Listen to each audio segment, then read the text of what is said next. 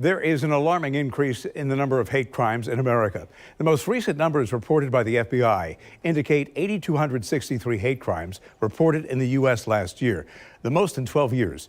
But some experts and advocacy groups say the true number is probably much higher. Joining me on the morning show, Sarah Emmons, the Florida Regional Director for the Anti-Defamation League. Good morning. Good morning. So there was recently a town hall hosted by the Florida Hate Crime Coalition, and it stressed the need to update Florida's hate crime law. I mentioned the overall number of hate crime rising in America, but the most recent data shows the number of hate crimes based on gender, gender identity, and disability have increased a dramatic 509% in the past decade. So reality is, here in Florida, many of the people who commit these crimes don't face hate crime charges. Why? So Florida's hate crime law was originally passed in the early 90s. That was almost 30 years ago. Since then, there's really a need to update our hate crimes legislation to include protections for people based on their gender identity, or their physical disability.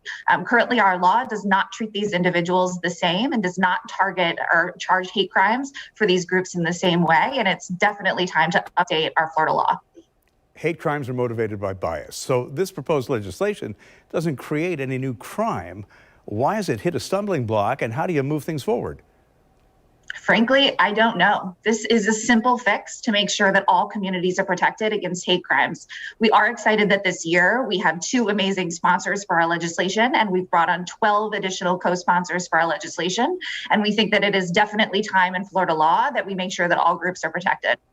I looked it up, and the FBI defines a hate crime as an offense that is motivated, at least in part, by a bias against the victim's race, religion, disability, sexual orientation, ethnicity, gender, or gender identity. Why then doesn't Florida law fit that definition?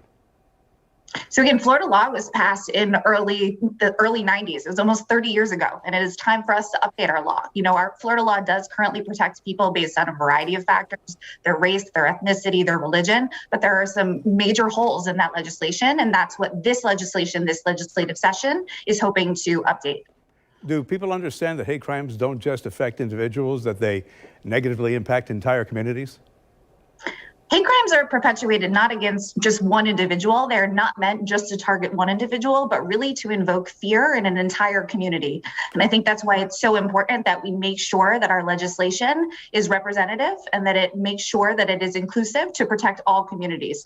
Because these communities, when a different community is targeted, when a crime is perpetuated in a certain community, that fear oscillates throughout that entire community and makes it difficult for individuals to go about their day-to-day experiences.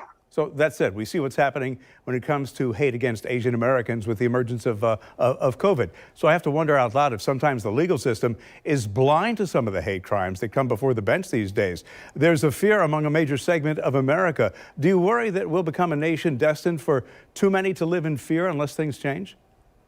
Things absolutely need to change. And part of this legislation is making sure that communities feel as if crimes against them are taken seriously in our legislation. We know that we have a major issue with underreporting, with communities thinking that if they report a hate crime, that it won't be taken seriously. And an update to our legislation definitely lets us know and lets these communities know that their hate crimes are going to be taken seriously, and is one piece of the puzzle and helping us collect data on hate crimes that are happening in communities so that we can more effectively solve these problems. Simple yes or no. Legislators meet in January. Are you optimistic? Yes. You know, we've had some major traction this legislative session already, with 12 co-sponsors coming on board to support this legislation. And we urge all of our legislators to consider adding their names and their support behind this legislation. And also to our community, please be in touch with your legislators. Let them know that this legislation is important to you and you'd like to see them step up to co-sponsor. Sarah Emmons, good talking with you. Thank you.